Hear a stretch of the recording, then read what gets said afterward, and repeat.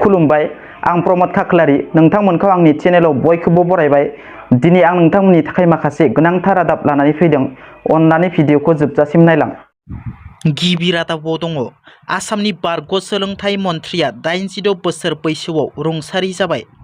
आसामनि बारग' सोलोंथाइ मन्थ्रि थानेश्वर बर'आ दिनै गुवाहाटी मेडिकेल कलेजनि आइसिइउआव फाहामथाय लाबाय थानाय समावनो देहा फाहामसालियाव रुंसारि जायो। मख'नो गोनांदि बारग' सोलोंथाइ मन्थ्रि थानेश्वर बर' बिथाङा एजिपिनि सरकारनि समाव सोलोंथाइ मन्थ्रि जानायनि अनगायैबो एजिपि राजखान्थि दोलोनि आफादगिरि महरैबो बिबान मावबोदोंमोन। बिथांनि रुंसारि जानायाव दुलाराय बर' फरायसा आफादआ गोथौ दुखु मोननाय फोरमायदों।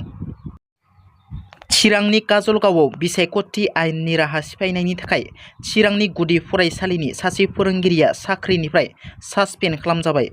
थांनाय माखासे सान सिगां बनसु आफादनिफ्राय इउपिपिएल दोलोआव जयेन जानायनि उनाव बिसायख'थिनि मडेल कड अफ कन्डाक्ट सुंद'यै एमसिसि सोलिबाय थानाय समाव इउपिपिएल राजखान्थि दोलोनि फोसावदिंनायाव बाहागो लानायनि थाखाय चिरां जिल्लानि भारत भुटान सिमना रुनिकाटा फुरपार बालाबारि गुदि फरायसालिनि लोगो फोरोंगिरि अशक कुमार ब्रह्मखौ साख्रिनिफ्राय सासपेन्ड खालामबाय होननानै मिथिनो मोननाय जादों।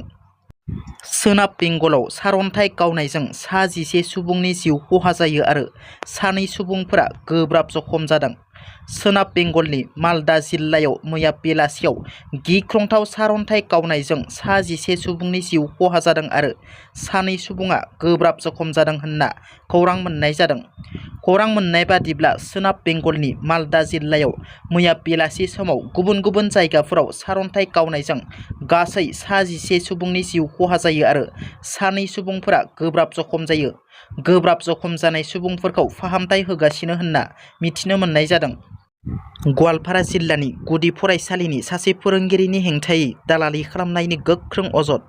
गवालपारा जिल्लानि लखिपुर पुलिस थानानि सिङाव थानाय 2 नं निदानपुरनि सान्तिपुर एलपि स्कुलनि फोरोंगिरि तासिरुद्दिन शेखनि हेंथायै दालालि खालामनायनि रायजो राजाफोरनि गोख्रों अजद।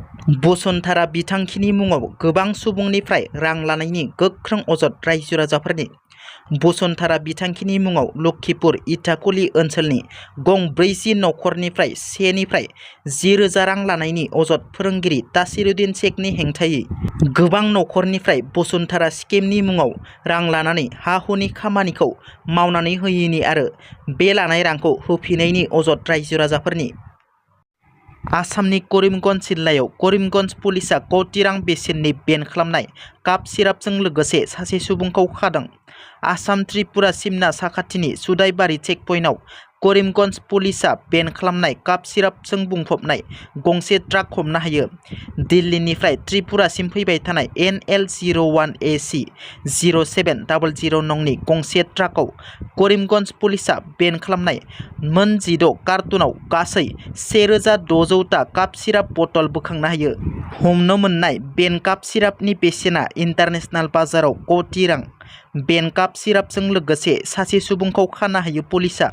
खाजानाय सुबुंखौ त्रिपुरानि थागिबि जयन्त देब होनना सिनायथिनाय जादों। दिनैनि रादाबा एसेनोसै। नोंथांमोना जुदि आंनि रादाबखौ खोनासंनानै मोजां मोनदोंब्ला अन्नानै लाइक शेयार आरो साबस्क्राइब खालामनो दाबाव, लोगोसे बेल आइकनखौ थुनो दाबाव, जाहाथे आंनि गोदान भिडिअआ नोंथांमोननिसिम थाबैनो सहैनो हायो। गोजोन्थों। जै बर' हारिनि।